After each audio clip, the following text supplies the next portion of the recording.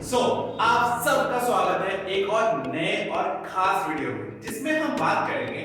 जैसे कि आपको पता है कि बस अभी हमारा जो पुराना साल है 2022 वो खत्म हो चुका है और 2023 आ चुका है। और जब 2023 जब भी किसी नए साल की स्टार्टिंग होती है तो हमारे दिमाग में सबसे पहले आती है कि हमारे पेपर बहुत करीब आ चुके हैं और हमारे पास अब जस्ट 3 मंथ्स का टाइम है। 3 मंथ से भी कम का टाइम है, क्योंकि जनवरी, फरवरी और मार्च ही है। तो इन 3 महीनों को हम किस तरीके से बेहतरीन ढंग से यूटिलाइज करें ताकि हमारे जो मार्क्स है वो मैक्सिमाइज हो सके। तो हम उसी के बारे में आज बात करने वाले हैं और आप इस वीडियो को पूरा देखते रहे। और मैं इसमें जो टिप्स बताऊंगा वो सारे के सारे मैंने खुद ट्राई किए हैं और वो इफेक्टिवली काम करते हैं। इन टिप्स को आपको फॉलो करने के बाद आपको बहुत अच्छा रिजल्ट मिलेगा। बट शर्त एक ही है कि आपको इन टिप्स को एकदम जैसे बोला गया है वैसे ही फॉलो करना पड़ेगा। चलते हैं हमारी टिप नंबर 1। टिप नंबर 1 कुछ नहीं है हमारे पास, हमें बस बात करनी है हमें सब्जेक्ट वाइज कैसे पढ़ना है। ठीक है, सबसे पहले आता है हमारा मैथ सब्जेक्ट। ठीक है, तो मैथ सब्जेक्ट को पढ़ने का जो सही तरीका है वो है डेली प्रैक्टिस। मैथ का बस एक ही सिंपल रूल है, आपको डेली 5 पेजेस प्रैक्टिस करने ही पड़ेंगे। Daily 5 pages. अब ये 5 पेजेस जो है, ये 5 पेजेस जो है वो आपके कुछ भी हो सकते हैं। आइदर आप बुक के एक्सरसाइज के क्वेश्चन करिए, ठीक है, एक्सरसाइज के क्वेश्चन करिए, या आप एग्जांपल्स करिए। ठीक है, इन दोनों में से आप कुछ भी कर सकते हैं इन 5 पेजेस में। ठीक है, और जैसे जैसे आपकी एग्जाम पास आते जाए तो ये 5 पेज से लेके आपके 10 पेजेस हो जाने चाहिए। ठीक है, 10 पेजेस तक ये जाने चाहिए और ये आपको डेली बेसिस पे करना पड़ेगा। मैथ्स का एक सिंपल रूल है कि आप जब तक उसको एक क्वेश्चन को 5-6 बार बना नहीं लेंगे, कर नहीं लेंगे, सॉल्व नहीं करेंगे, तब तक आपका ये मैथ्स आपको परेशान करता रहेगा। तो मैथ का सिंपल सॉल्यूशन है, स्टार्टिंग में आपको 5 पेज करना है और जैसे जैसे पास आएगा एग्जाम वैसे वैसे आपको 10 पेजेस कर लेने हैं। ठीक है, ये हुई हमारी टिप नंबर 1। सेकंड टिप की अगर बात करें वो है हमारा साइंस, वो है हमारा साइंस सब्जेक्ट। ठीक है, लेट्स सपोज मैं अज्यूम करता हूं कि जो ये वीडियो हमारी देख रहे हैं वो हमारे क्लास 6, 7, 8, 9 और 10 के बच्चे हैं। ठीक है, और अगर 11 12 वाले देख रहे हैं तो उनके लिए मैं स्पेशल वीडियो बना दूंगा। बट अभी हम बात करते हैं इन 4 क्लास। ठीक है, अगर आप इन 4 क्लासेस में हैं तो आपको साइंस को भी इंपॉर्टेंटली पढ़ना है। ठीक है, अगर आपको फ्यूचर में जाके साइंस स्ट्रीम लेनी है, जैसे जो बच्चे 10th में वो अगर साइंस स्ट्रीम लेनी है तो आपको साइंस को अभी से लेके चलना पड़ेगा। ठीक है, तो आपके लिए साइंस आप अल्टरनेट डेज पे कर सकते हैं। ठीक है, अल्टरनेट डेज पे को आप साइंस के लिए रख सकते हैं। अब कैसे पढ़ना है? सबसे पहले आपको जो भी चैप्टर आपके सिलेबस में है उनको अच्छे से रीड करना है। ठीक है, उनको अच्छे से कम 2 टाइम्स तो रीड करना ही करना है।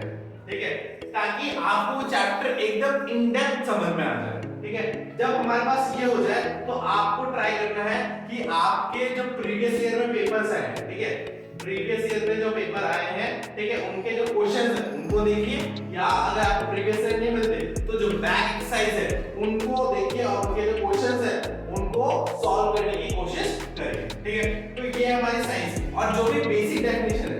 एक बहुत अच्छी टिप मेरे को एक टीचर ने दी थी कि लेट्स सपोज साइंस में हमारे क्या डेफिनेशंस हैं। ठीक है, तो जब बहुत सारे हमारे पास डेफिनेशन हो जाते हैं तो उसके लिए आप क्या कर सकते हैं कि उसको ना एक सेपरेट पेज में अलग से लिख दीजिए। सारी की सारी जो डेफिनेशन है ना, जितने लेट्स सपोज आपके 5 चैप्टर आ गए साइंस में, तो पांचों चैप्टर में से आपको जितनी डेफिनेशन मिलेगी उनको अलग से लिख देना है। क्योंकि डेफिनेशन के आपके कम से कम 10 मार्क्स के आ ही जाते हैं। हर पेपर में डेफिनेशन आ ही जाता है। डेफिनेशन से डायरेक्टली क्वेश्चन बनता है या तो इनडायरेक्टली क्वेश्चन बनता है। ठीक है, अगर डायरेक्टली क्वेश्चन बनेगा तो फटाफट कर देंगे। इनडायरेक्टली क्वेश्चन में भी आपकी ये आंसर में हेल्प करता है, आंसर को लिखने में, आंसर को और बेटर बनाने में। तो आप बेसिक डेफिनेशंस को अच्छे से लिख लीजिए और उनको रीड करते रहिए, पढ़ते रहिए। ठीक है, और मैं एक और बात सजेस्ट करूंगा कि आप जितना चीजों को याद करने से अच्छा होगा जितना आप लिखेंगे।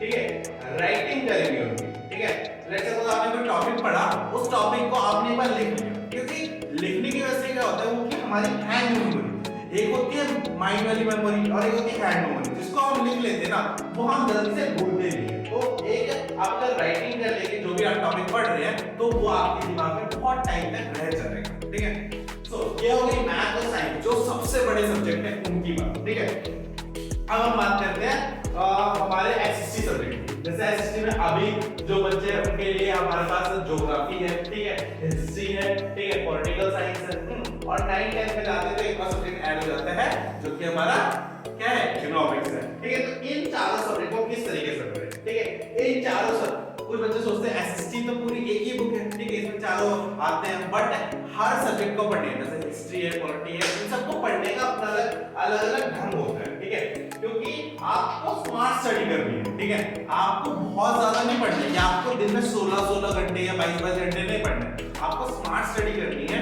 ठीक है। मैक्सिमम आप एक दिन में जितना पढ़ेंगे वो 4 घंटे होना चाहिए, ठीक है, 4 घंटे से ज्यादा अगर आप सेल्फ स्टडी, और ये 4 घंटे जो है वो रेगुलर नहीं होने चाहिए, एक इंटरवल, लेट्स सपोज आपने 1 घंटा पढ़ा, फिर एक ब्रेक लिया, फिर 1 घंटा पढ़ा, फिर एक ब्रेक लिया। आप अगर इस तरीके से फ्लो में पढ़ेंगे ना तो आपको कंसंट्रेट करने में हेल्प मिलेगा, ठीक है, क्योंकि एक जो पर्टिकुलर बंदा है, ये साइंटिफिक रिसर्च ने भी सोचा है कि वो पढ़ाई को 1-2 घंटे से ज्यादा रेगुलर फ्लो में नहीं पढ़ सकता, ठीक है। सो मैं आपको सजेस्ट करूंगा 1 घंटा पढ़िए फिर ब्रेक लीजिए, 1 घंटा ब्रेक पढ़िए फिर ब्रेक लीजिए। फिर हम बात करते हैं एसएसटी की। तो एसएसटी में हमारा जो है वो 3 सेगमेंट है, 6 7 और 8 के लिए वो है हिस्ट्री, ठीक है, फिर पॉलिटी और फिर हमारा है ज्योग्राफी, है ना। तो हिस्ट्री के लिए आपके जो चैप्टर्स दे रखे हैं, ठीक है, उनमें कुछ रिवॉर्ड्स दे रखे होंगे, ठीक है, कुछ आपके वो दे रखे होंगे, मूवमेंट्स दे रखे होंगे, है ना, और कुछ डिटेल्स दे रखे, तो आपको उनको क्या करना है, याद करना है, क्या करना है उनको, इसमें आपको याद करना है, ठीक है, मेमोराइज करना है, ठीक है, जितना हिस्ट्री आप, और इसको करने का तरीका है, आपने डेट्स जो इंपॉर्टेंट डेट्स होती हैं, है ना, उनको लिख लीजिए, है ना, और उनके आगे उनकी जो स्टोरी है उनको लिख लीजिए अपनी लैंग्वेज में। इसमें भी आपको चैप्टर्स को रीड करना है, ठीक है, इसमें भी आपको करना है चैप्टर्स को रीड करना है। और जितना हम क्वेश्चन आंसर को आपको तब पढ़ना है जब आपका एक बार चैप्टर एटलीस्ट एक बार चैप्टर रीड हो जाए, ठीक है। तो क्योंकि क्वेश्चन आंसर पेपर में जो क्वेश्चन आंसर आते हैं वो डायरेक्टली हमारे बैक एक्सरसाइज से नहीं आते, जो हमारे बुक के पीछे एक्सरसाइज रहती है उससे डायरेक्टली क्वेश्चन नहीं आते वो इन बिटवीन द चैप्टर्स, ठीक है। और बच्चे सोचते हैं कि हम चैप्टर का पढ़ के चले जाएंगे तो हो जाएंगे पास, नहीं, ठीक है, जो बैक एक्सरसाइज होती है वो बहुत रेयरली आ जाता है, ठीक है, जो आपने चैप्टर में पढ़ा है ना वही आता है, तो आपको चैप्टर रीड करना मस्ट है।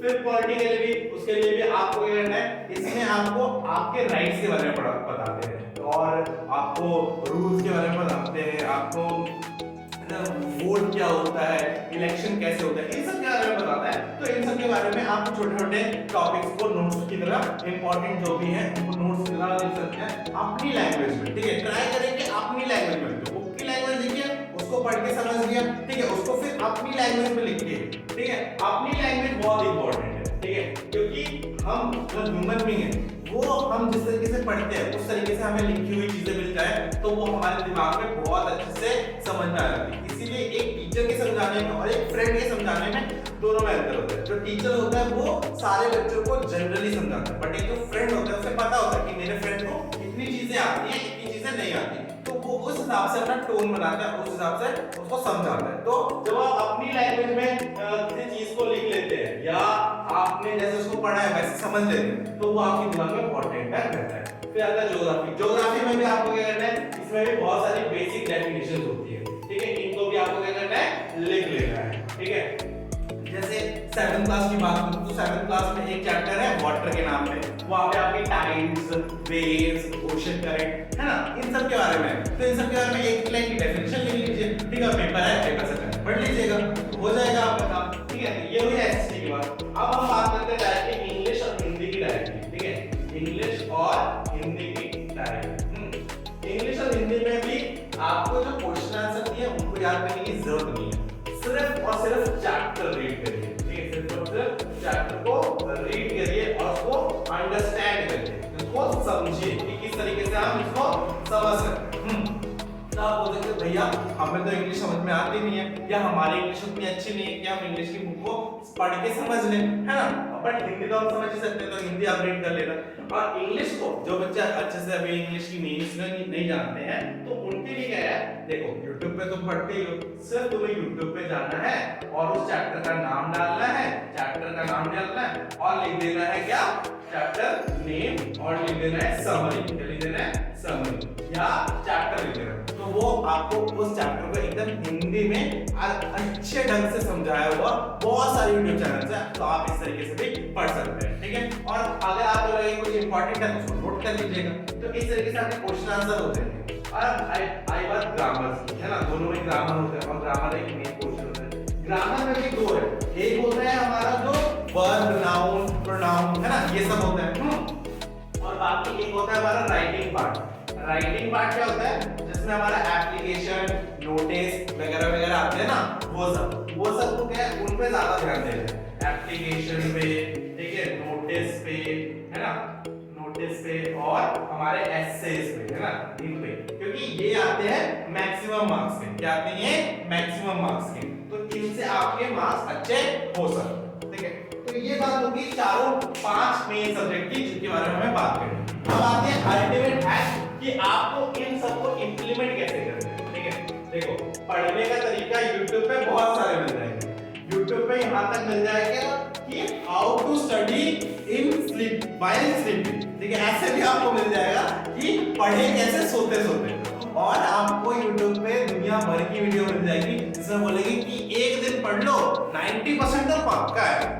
तो ये बात आपको भी पता है, मुझे भी पता है कि एक दिन पढ़ के कोई बच्चा 90% तो नहीं ला सकता। हाँ, पास जरूर हो सकता है बट 90% नहीं ला सकता। तो उसके लिए उसको स्ट्रेटेजी फॉलो करनी पड़ेगी, जैसा मैंने सब्जेक्ट वाइज बताया, ठीक है। अगर आप ऐसी स्ट्रेटेजी को फॉलो करते हैं तो मैं आपको लिख के दे सकता हूँ कि आपके अच्छे मार्क्स आएंगे या नहीं, ठीक है। बट आपको हर चीज को वर्ड बाय वर्ड फॉलो करना पड़ेगा, ठीक है। बस डू एज डायरेक्टेड। मेरे एक सर कहा करते थे कि जैसा बोला गया अगर आप वैसा कर लोगे ना तो आपके कम नंबर आने से, मतलब आपके कम नंबर आ ही नहीं सकते, आपके ज्यादा नंबर आने से कोई रोक ही नहीं सकता। सो इसी के साथ मैं इस वीडियो को एंड करता हूं और आप सबको ऑल द बेस्ट विश करता हूं कि नए साल में आप इस चीज को फॉलो करें अच्छे से। और आपके जो 3 महीने, देखो जो पुराना बीत गया उसको हम बदल नहीं सकते, बट जो आने वाला कल है वो हमारे हाथ में है। उसको आप किस तरीके से यूटिलाइज करेंगे वो पूरा का पूरा हमारे हाथ में है। तो आप देख लीजिए, आपको 3 महीने में खेलना, कूदना, मस्ती करना है या पढ़ना है। आपको मैक्सिमम दिन में 4 घंटे, सुबह 2 घंटे पढ़ लो, रात 2 घंटे पढ़ लो, एक साथ पढ़ने की भी जरूरत नहीं है। आप फ्रैक्शन में पढ़ लीजिए तो भी आपका काम बन जाएगा। तो इसी के साथ इस वीडियो को खत्म करते हैं। अगर आपको ये वीडियो बहुत अच्छी लगी होगी अगर लगी है तो इसको लाइक करना, अपने दोस्तों के साथ भी शेयर करना ताकि उनको भी इन टिप्स के बारे में पता चले। और हमारे चैनल को सब्सक्राइब करना बिल्कुल मत भूलना, क्योंकि ऐसे ही इंफॉर्मेशन वाली और इंफॉर्मेटिव वीडियोस आती रहेंगी आपके लिए। और चलिए, टाटा, बाय बाय।